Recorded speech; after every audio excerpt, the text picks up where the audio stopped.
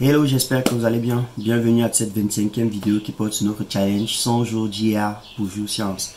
Alors, dans la vidéo passée, nous avons vu de façon théorique quels étaient les types de variables manquantes. Du moins, comment est-ce qu'on pouvait les identifier et quels en étaient les différents types. Principalement, hier, nous avons vu 3 types de variables. Et aujourd'hui, donc, l'objectif en fait sera comment est-ce qu'on peut effectuer le traitement de ces variables ou alors de ces données manquantes. Alors, pour ceux qui nous suivent depuis le début de cette aventure, je vous remercie pour les likes, les partages, et pour ceux qui viennent de nous rejoindre, n'hésitez pas à vous abonner, à liker, à partager ces différentes publications pour que cela nous permette de pouvoir proposer du contenu à d'autres personnes. Et sans vous mentir, cela nous encourage énormément de voir vos partages, vos likes et vos différents commentaires. Donc sans plus tarder, donc, nous allons entrer dans le code Python aujourd'hui, qui va nous permettre donc de mettre en exergue tout ce que nous avons essayé de parler de façon théorique à la dernière séance. Donc, let's go.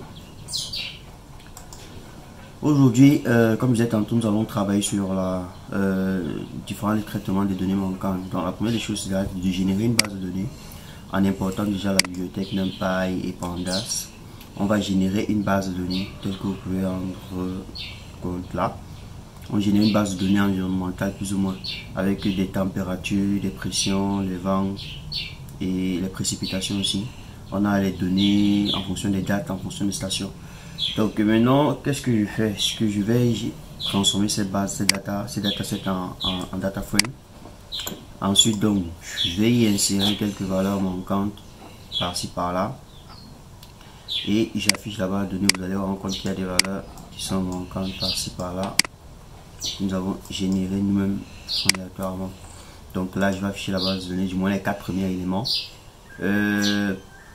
Après, on va commencer par afficher la structure pour avoir les informations sur le type de données, les objets, les floats, ainsi de suite.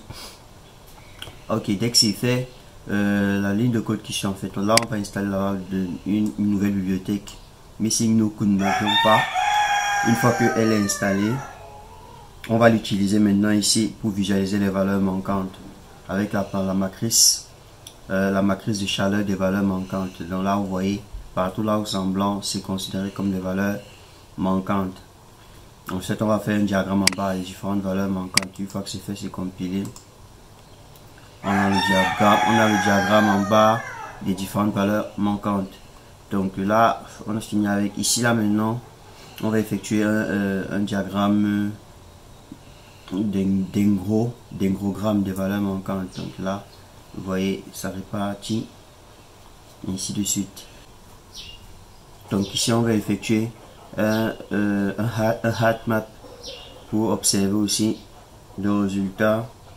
Différentes valeurs manquantes. C'est vrai que c'est un peu clair avec tout, mais bon, plus ou moins c'est ça. Par la suite, donc qu'est-ce qu'on fait? Est-ce qu'on va essayer d'afficher le nombre de valeurs manquantes par colonne? Donc on établit ce code-ci qui va nous permettre d'afficher le nombre de valeurs manquantes par colonne. Donc là, on a une valeur manquante par colonne. Si vous aviez plus, ça devait vous permettre d'afficher plus de valeurs manquantes par colonne, ainsi que les pourcentages qui vont avec. Donc là, on va importer la bibliothèque Sklearn, principalement la fonction Simple Input. Donc ça va nous permettre maintenant d'effectuer une imputation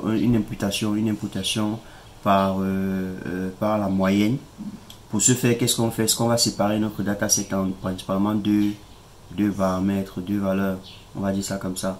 On va séparer notre dataset en des variables catégorielles et des variables numériques.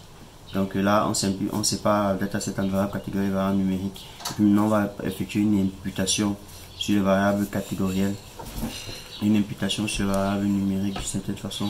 Et une fois que c'est fait, on a le résultat que vous voyez ici. Vous voyez, vous vous rendez compte qu'il n'y a plus de valeurs manquantes là par rapport ici où on avait des valeurs manquantes. Et donc par conséquent, nous avons 1, 2, 3, 4, 5 informations qui ont été imputées par une certaine méthode en particulier.